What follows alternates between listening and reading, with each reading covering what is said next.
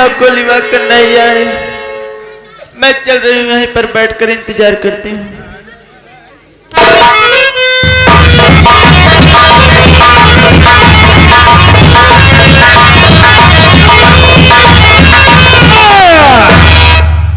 उस हरामजादी को बहती हुई नदी फेंक दिया, उस साले को जंगल फेंक दिया, जानवर खा गए होंगे, लेकिन जो प्रीतिया है आजकल उसकी जुबान कैंची की तरह चल रही है।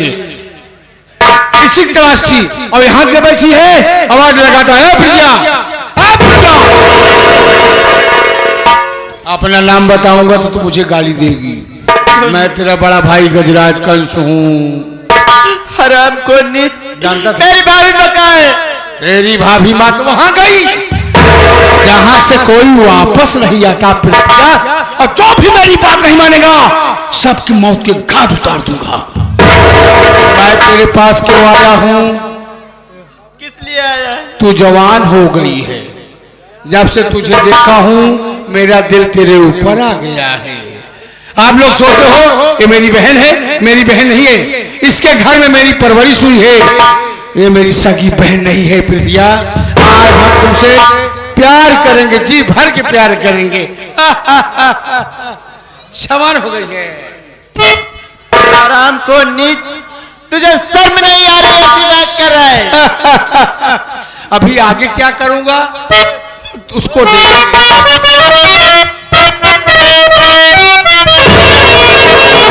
कहाँ जा रही गुल बदन ये हसीना,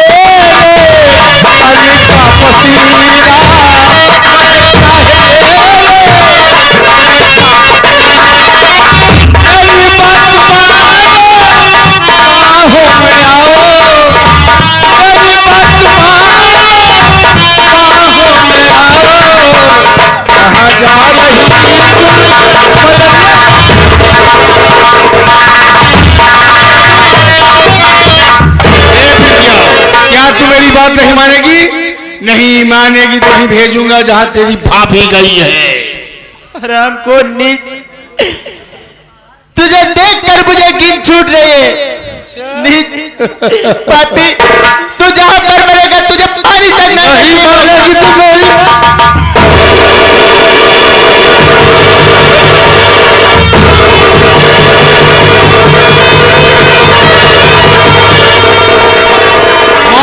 दूंगा। अब यहां से चलता हूं।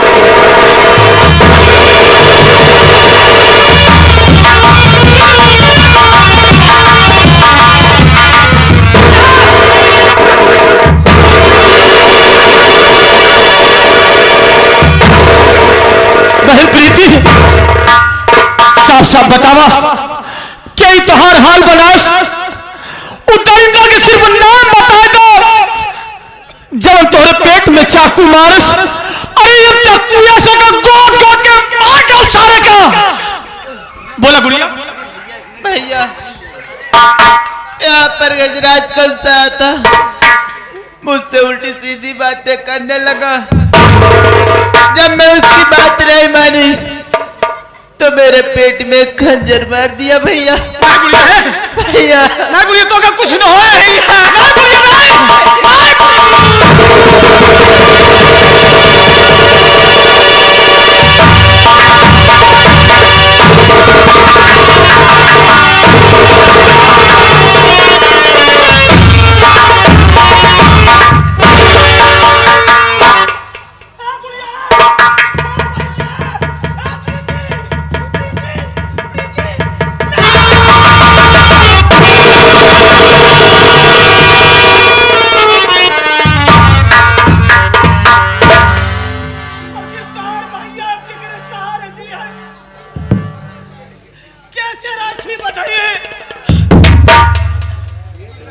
वाह गजराज, तू इतना बड़ा दरिंदा, इतना बड़ा कमीना निकल गया कि आज हमारे बहनिया के असमत लूटे चाहत रहा।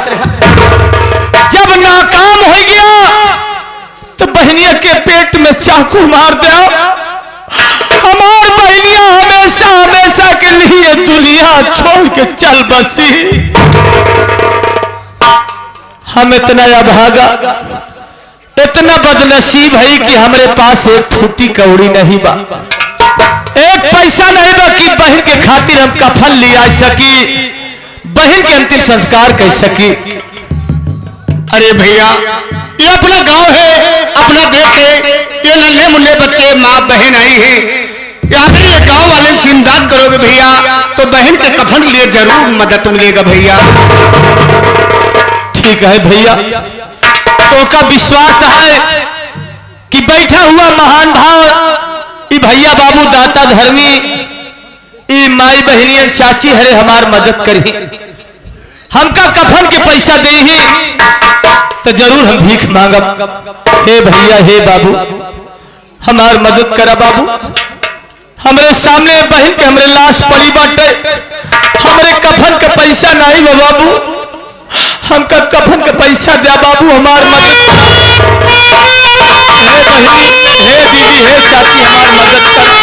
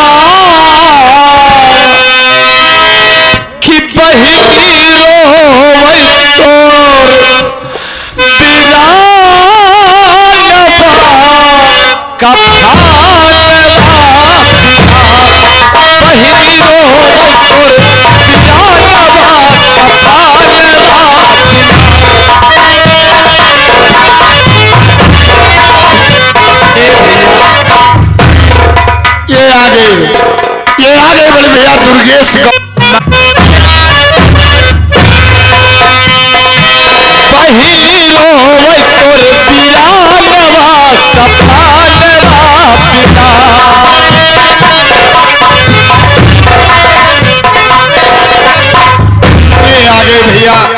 मास्टर मिश्री लाल, ये मास्टर मिश्री लाल ये बहन के कफन लिए ये 11 रुपए मदद करते हैं, भगवान उन्हें आबाद रखे।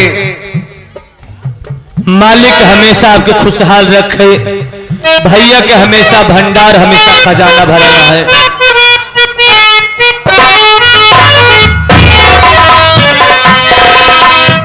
ये आ गए हमारे, ये शिवा नन्हा मुन्ना बच्चा 7 साल का है, ये बच्चे की तरफ से ये बहन के कफन के लिए बच्चा मदद करता है, भगवान उन्हें आवाज रखे।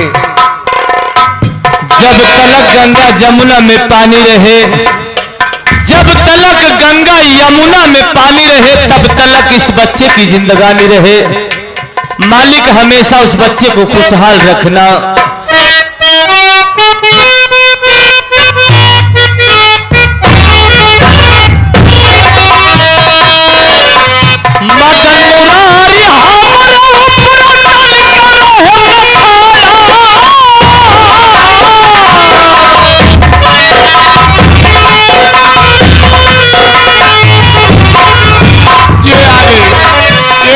आनंद सरोज ये कफन लिए 11 रुपए का पुरस्कार। ये आगे हमारे सम्मानित बड़े भैया मदद करते हैं, बड़े भैया महेश जी ये 21 रुपए कफन के लिए मदद करते हैं, भगवान उन्हें आवाज रखे। मालिक हमेशा आपको खुशहाल रखे, भैया के हमेशा भंडार भरा रहे, तोहार बेटी बेटा जुग जुग जिए बाबू।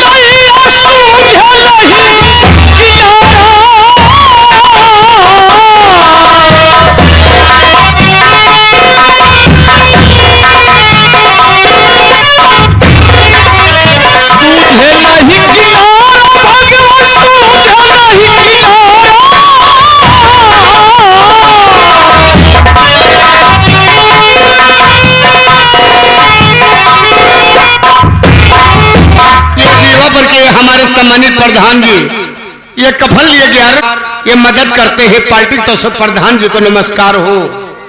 बैठ जाओ माताएं बहन लोग, मालिक हमेशा आपके खुश भैया के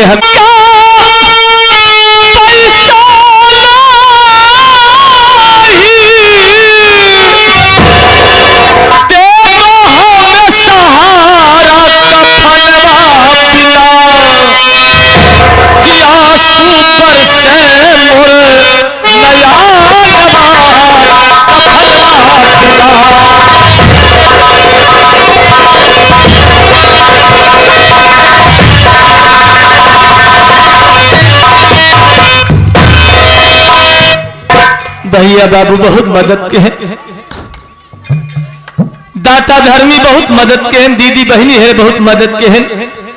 कफन का पैसा आएगा है भैया, पैसा ले ला जा कफन लिया क्यों घरे से फरुआ ले ला, चला बहन के अंतिम संस्कार किन जाए। चार बाबू भैया मदद करा।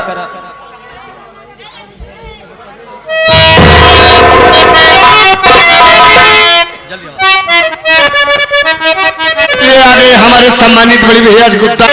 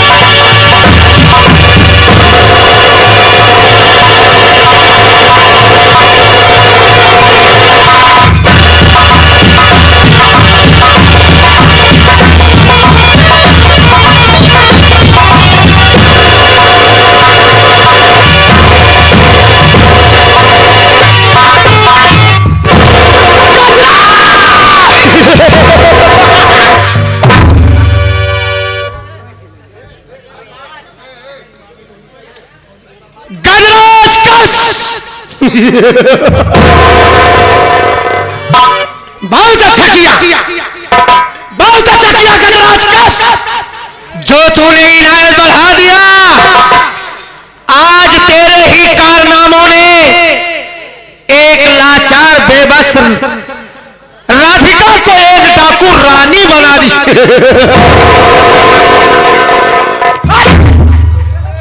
वाह वाह रे गजराज, उस दिन कमीना मेरी इज्जत लूटा और मेरे ही आंखों के सामने मेरे देवर के पेट में चाकू मार दिया। मैं जिस देवर को अपने औलाद से बढ़कर मानती थी, मेरे ही आंखों के सामने मेरा देवर तड़प रहा था, लेकिन मैं कुछ नहीं कर पाई। ओ हराम को ले गया, मुझे नदी में फेंक दिया। मैं नदी में बहते बहते जंगल में गई और उस जंगल में पहुंची जहां पर डाकू लोग रहते थे। डाकू के सरदार ने, उनमें से एक साथी ने देखा, जाकर के सरदार से बोला कि सरदार जी, नदी के अंदर किसी औरत की लाश दिखाई दे रही है। सरदार जी ने आए और नदी में हिल करके मुझे अपने कंधों पे लाद करके नदी से बाहर निकाले। मैं बेहोश थी, मुझे बेहोशी हालत मिलेगी अपनी गुफा में। जब मैं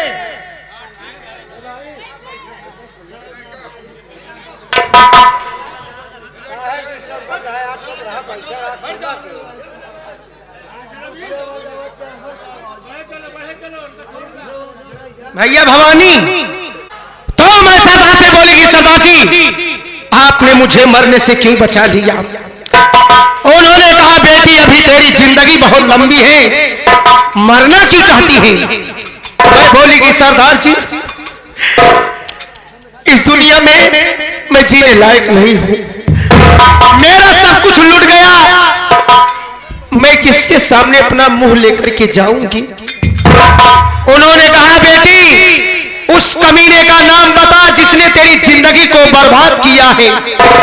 मैं बोली कि सरदार जी अब कुछ नहीं हो सकता, मुझे मर जाने दो।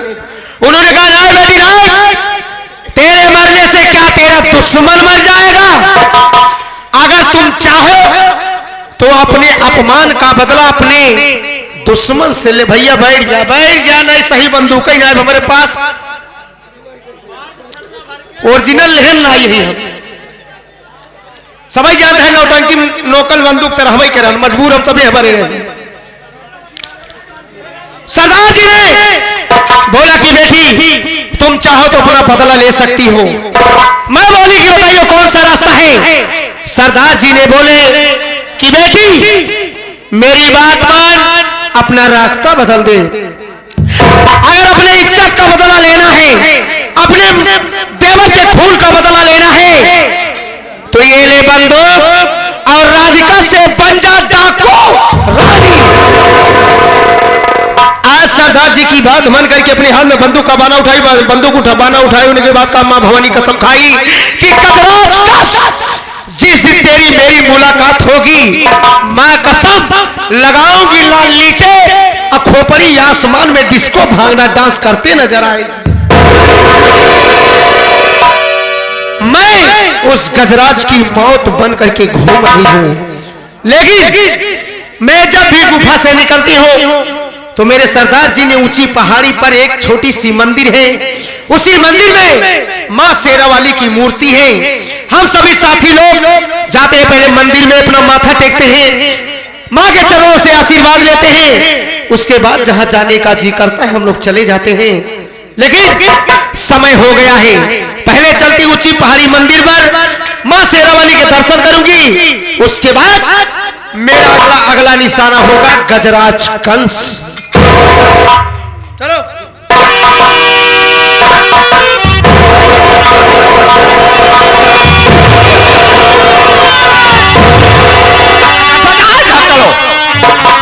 चलिए चलिए इधर आइए, इधर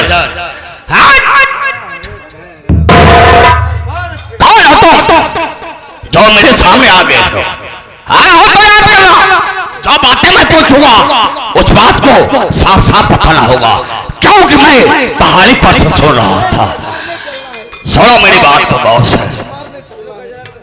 देखिए ये सारी बातें तो मैं आपको बाद में बता दूंगी, लेकिन जिस मकसद के लिए मैं डाकू बनी हूं वो मेरा मकसद पूरा हो जाएगा तो मैं अपनी सारी बीती कहानी आपको बता दूंगी। लेकिन आप जानते हैं कि समय हो गया है ऊंची पहाड़ी मंदिर पे चलने के लिए।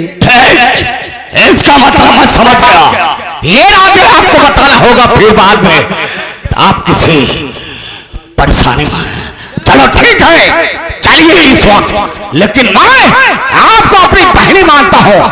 बहनिया आइए मैं चलिए।